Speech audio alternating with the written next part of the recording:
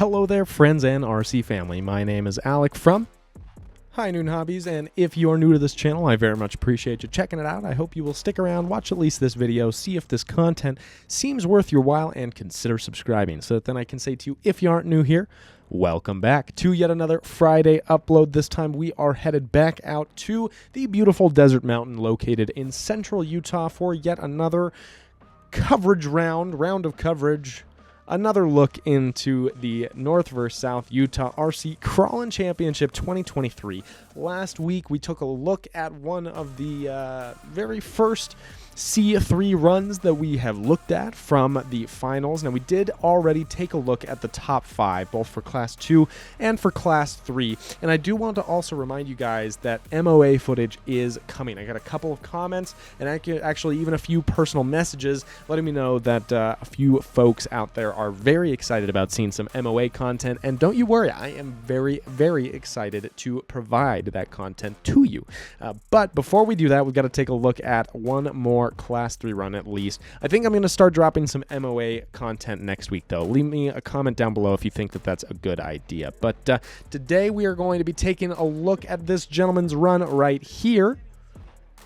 Well, actually, I realize as I say that the person who is running is actually not in the frame, but this truck, at least, and the gentleman whose knees you can now see, this is Kletis. Kletis RC on Instagram. I'll throw a link to his profile down in the description. Kletis is a very, very solid driver. He has put a lot of hours into practicing driving this season and last season, and he generally has a kind of off-road 4x4 mindset.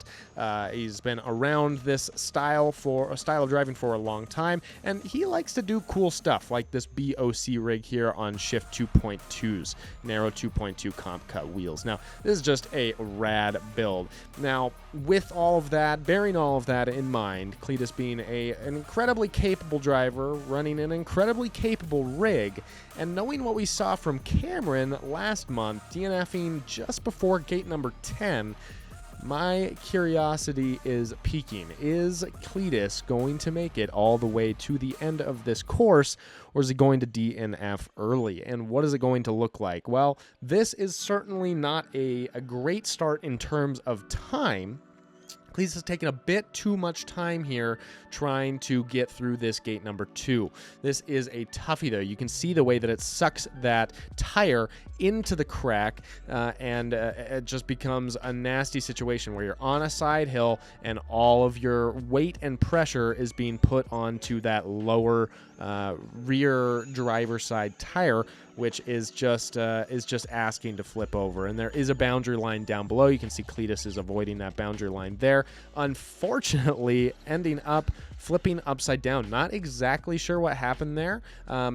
Sometimes it just happens. This rig is certainly not a top-heavy rig by any means. Although I will say, and maybe you guys think something different, I don't know that this body is great in terms of rollovers. I've seen a lot of different bodies be run in competition, and something about bodies that have kind of more of those square edges, something like the Phoenix body, and this one is a little more rounded than that, but still squared off and still pretty flat roof. Now, this one is just a cab, which does help a little bit. I mean, the bed giving that open space to work with, but either way, it just seems like they don't play nicely when they roll over, and that's something that it looked like Kletis knows immediately. He just went for that rollover. He wasn't even going to try to fight it, and the way that it positioned, or the way that it fell when it did roll over, didn't look like there was much of a chance of getting it back over. So Kletis, I think, a combination rather of knowing the body that he's running and what it's capable of, and then also just seeing the situation that he was in and knowing that he spent so much time on that second gate, he really wanted to just work his way out of it, so he took that rollover. So we're at a +5. We haven't hit a gate yet, and we're hitting this bonus now, so hopefully if we make it through that bonus clean, which we did, bring us back down to a -5. So Kletis off to a good start here, except for the fact that he is essentially in the same place that I think Cameron was at about a minute, and Kletis here is at 3 minutes and nearly 30 seconds. So not looking great in terms of completing the course, but that's not to say that it's impossible. Some of those early gates are some of the more difficult gates. It's just a matter of whether or not he can pick up the pace going through the second portion of this course here. So gate number 4, I would say, is probably the last of the really tough notch gates.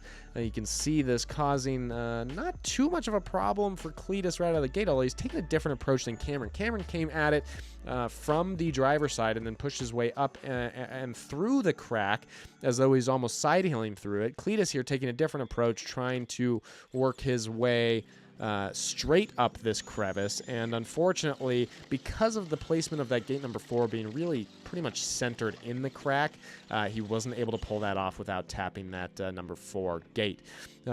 Taps the gate, also gets that +5 for the rollover. So that takes us from a -5 back up to a +10. An unfortunate series of events there, but that's still a solid score for this course, particularly considering how many individuals have been DNFing. You can see Kletis is definitely picking up the pace now. He knows that he's used a bit more time than he probably should have, but he's also sitting here at gate 5. He knows there's still a chance to make it through the rest of this course if he can make it through clean and quick. Be as concise as possible with his actions. You can see he's making it making he's making short work. He's not adding any additional time on there to get through that gate, but unfortunately takes another rollover. Something that maybe there is a bit of top heaviness on this rig. Not certain about that, but definitely not playing nice in terms of getting it back onto all fours. He's taking another rollover there, bringing him up to a +20. And we're fighting for time at this point, right? Realistically, I think we should probably take a reverse reset and try to get through here as quickly as possible, but Kletis is continuing to fight it. Now, there's the reverse. We're at a +21. He's going to come up the side here. I like this move. I think this is an efficient way to get through this gate if you can do it, but you really got to be careful. And, careful goes out the window when you've got 20 seconds left. So we're going to tap that gate. We're going to bring us up to a +31. Trying to make it through gate 8 here without tapping, and unfortunately tapping gate number 8 there as well. That's going to bring us up to a 51, I believe. No, 41 there. And unfortunately, with just a couple of seconds left, Kletis calls it, DNFing at gate number 9, leaving 2 gates left. 9 and 10 means that he gets a +30 for that DNF, leaving him with a +71 score there, and DNF at 9, so no valid time. Now, I will say, that was actually one of the best runs, besides Cameron's. So, just putting it out there, this was a difficult course. Kletis' rig, like I said, very capable rig. Kletis as a driver, very capable driver. So, that's where, looking back at this footage, seeing what small errors occurred is really key. It's really pivotal if you want to be on the podium every time, right? And in this case, what we've got going on is we spent too much time on that second gate, and then we spent too much time on, I would say we spent too much time on the bonus, but it was worth it. He got the bonus. Too much time on gate number 2. Improper approach to gate number 4. I think that was a gate that wasn't necessary for Kletis. I think his rig and him as a driver could have made it through there without that mistake. It cost him a 10-point disadvantage there. And then, like I mentioned towards the end there, really just tightening up, right? Starting to focus way more on time, realizing that you're getting short on time, and taking those actions that may not be, at this point, prioritizing trying to get the best score, but realizing that the best score comes by not DNFing. So those are my few little pointers there. Besides that, Kletis, excellent driving. Fantastic driving. In terms of throttle control, in terms of steering control, 4-wheel steer, right? He's dealing with a lot here, and he made it look easy. This is not easy whatsoever, and this course is particularly difficult.